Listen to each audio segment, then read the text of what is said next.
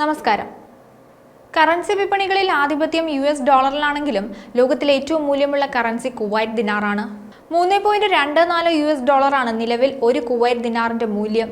ഇത് US dollar, euro, Japanese yen തുടങ്ങിയ സാമ്പത്തിക വാർത്താ തലക്കെട്ടുകളിൽ എപ്പോഴും ഇടം പിടിക്കാറുള്ള മറ്റെല്ലാ കറൻസികളെയും മറികടന്നേക്കുമെന്നാണ് റിപ്പോർട്ടുകൾ. ഫോബ്സ് ഇന്ത്യ, ഇൻവെസ്റ്റേഴ്സ് പീഡിയ തുടങ്ങിയ മാധ്യമങ്ങളാണ് ഇക്കാര്യം റിപ്പോർട്ട് ചെയ്തത്. കഴിഞ്ഞ വർഷം കുവൈറ്റ് ദിനാറിന്റെ മൂല്യം USD 3.12-നും 3.30-നും ഇടയിലായിരുന്നു. ഒരു കുവൈറ്റ് ദിനാറിന് 280.4 രൂപയാണ് വിനിമയ മൂല്യം.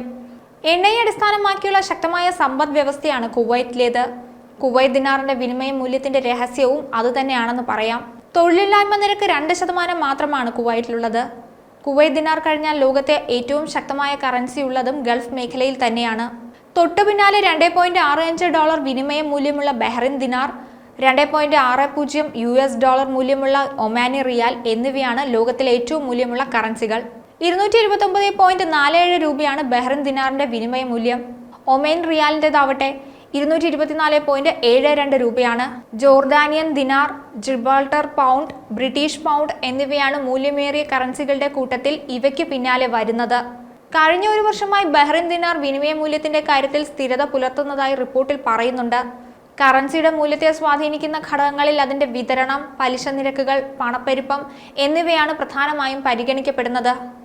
രാഷ്ട്രീയ അസ്ഥിരതയാണ് ബഹ്റിൻ ദിനാറിന്റെ മികച്ച വിനിമയ മൂല്യത്തിന്റെ മറ്റൊരു പ്രധാന ഘടകമായി വിലയിരുത്തപ്പെടുന്നത്. ഇന്ത്യൻ രൂപ വീണ് നടുവൊടിഞ്ഞിരിക്കുന്ന അവസ്ഥയിലാണ്.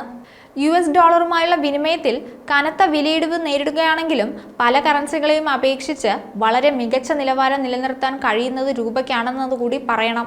ഒരു വർഷത്തിനിടയിൽ പല കറൻസികളും നേരിട്ട നഷ്ടം 10 മുതൽ 20% വരെയാണെങ്കിൽ രൂപയുടെ വിലയിടിവ് 2.68 മാത്രമാണ്.